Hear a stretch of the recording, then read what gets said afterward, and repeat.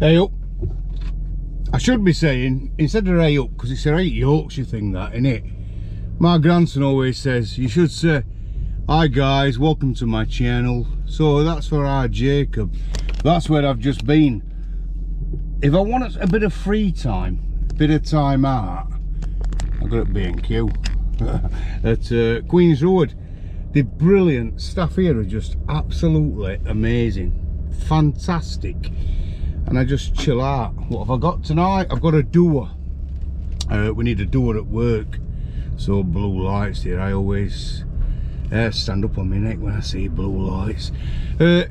Anyway, going opposite direction. So I've been for a doer because lads need a doer on their toilet in bearers bit at work. It's 28 minutes past 7, 1928. Learning, Anna. Probably gonna think, well, that might be a bit better. So gone for a door fire at 28 minutes past 7. I've been working all day, and as you know, I'm an undertaker. And while I was cleaning drains today, and I genuinely were, Sue will tell you, lives down the road from us.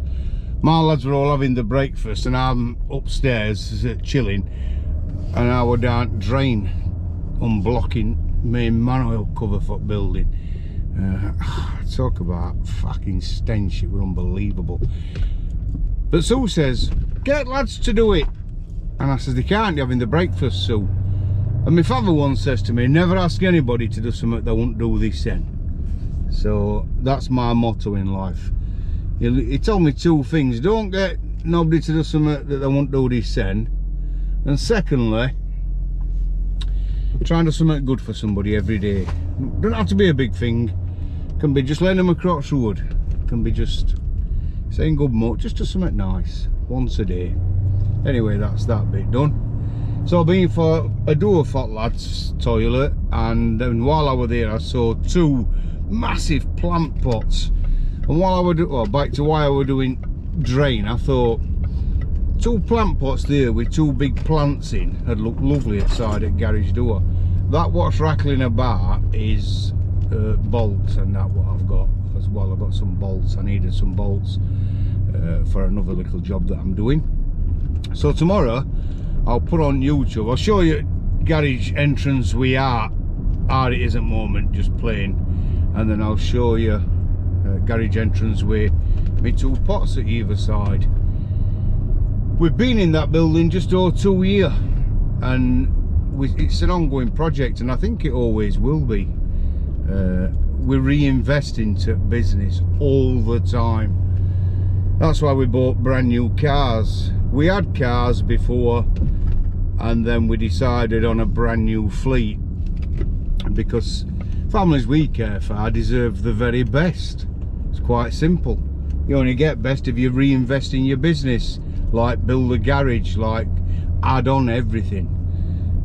Bigger premises. That's why we moved to bigger premises. I love down old premises on Woodhouse Road, but we need a bigger premises, and that comes with its own job. So I'm funeral director and also maintenance as well, me and old Dave Emmingham. We're forever doing something, but I'm missing him this week because he's off for a week, and today's been a long day for me without our Dave there. Thought I'd put something on about people. Some funeral directors are so far up their own arsehole, it's unbelievable. I genuinely mean it.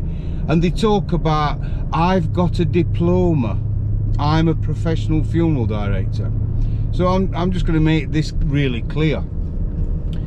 A diploma has got as much use in industry as toilet roll. My new toilet roll, I found out today, is very useful, especially if you're using rake toilet roll. But a diploma means nothing. There's three main clubs that funeral directors can join.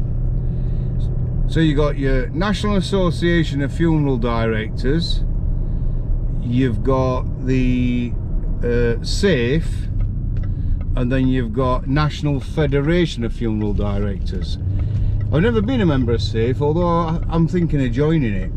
And then National Association of Funeral Directors, I was with them for about 14 years, and they said, you know, you can't put on that Ian Brady should be chucked in a council incinerator, Michael. Although 28 million people, and I mean that, 28 million agreed with me.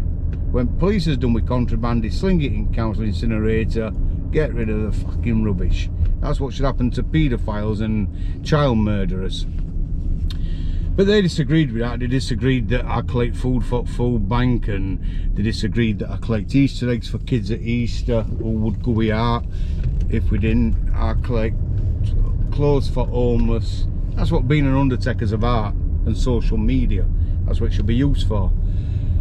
So the NAFD have what they call a diploma. There's only them that do it. SAFE don't do one, and National Federation of Funeral Directors don't have one. So anybody what's a member of SAFE gets opportunity to take this, it's like a course on funeral directing. Don't make you a better funeral director at all. Doesn't make you any better at what you do. It just knows that you know what you're on with. Price rigging and charging a lot of money, a lot of them, that's what they do it for. Not take diploma, that's what they do this job for. I'm going to make a few enemies saying that, but it's right. Your big companies have shareholders. Shareholders mean profit. Profits passed to customers. So when funeral directors say, oh, I've got a diploma, all it means is that they're a member of National Federation of Funeral Directors, and they've had an exam with them. It's not an exam in a big hall, it's coursework, that's all it is.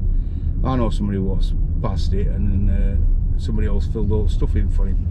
I think I'd have to have somebody do that for me, actually, because I'm as thick as old.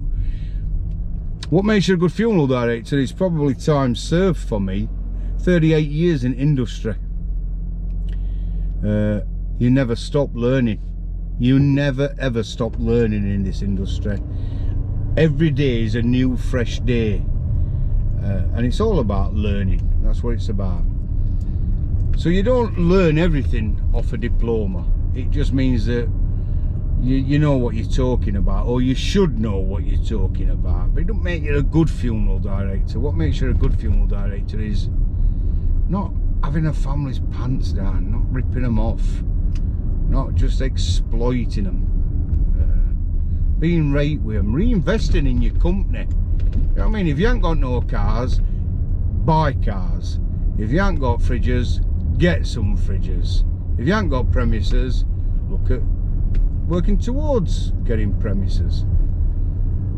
Anybody can be a funeral director, anybody. You don't even need premises. You can join NAFD and say, I'm going to be a funeral director, and they'll come out and say, have you got any fridges? No, but I'm working towards getting some. NAFD will say, fine. Have you got any cars? No, but I'm working towards getting some. A bloke who owns a chip shop could say, I'm a funeral director.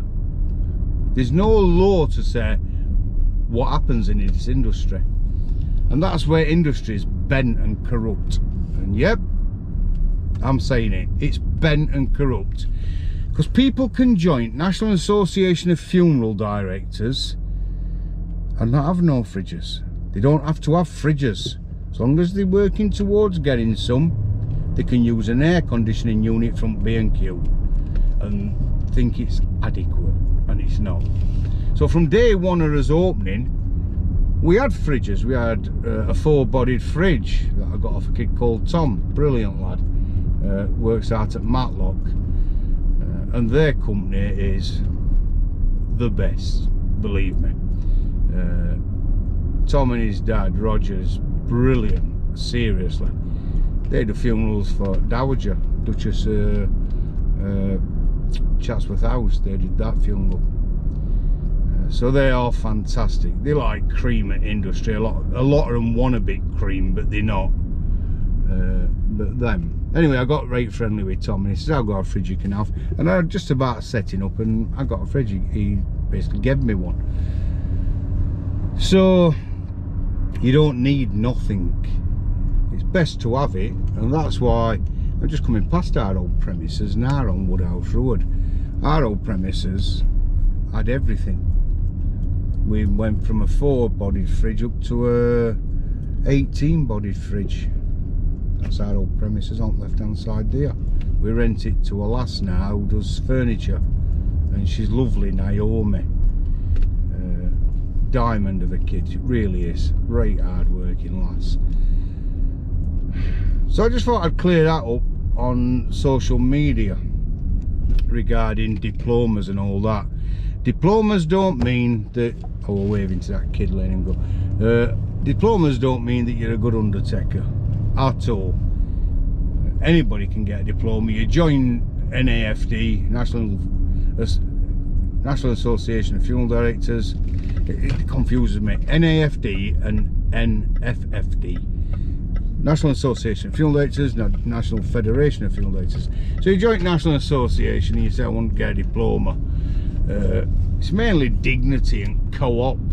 They're their biggest subscribers, obviously. They've got more branches than anybody. And then you've got your little independents. So that's us, family-owned businesses. Ignore diplomas. This is my advice to anybody wanting an undertaker. Go to your local funeral director, walk in on off chance. They shouldn't need warning. Just walk in and just say, I want to have a look around your premises. I'm thinking of using your services. You do it with a care home, do it with an undertaker. I want to see where you look after my mum. I want to see where she's kept. I want to see what cars you've got. I want to have a walk around your embalming theatre, dressing room as some people call it, prep room.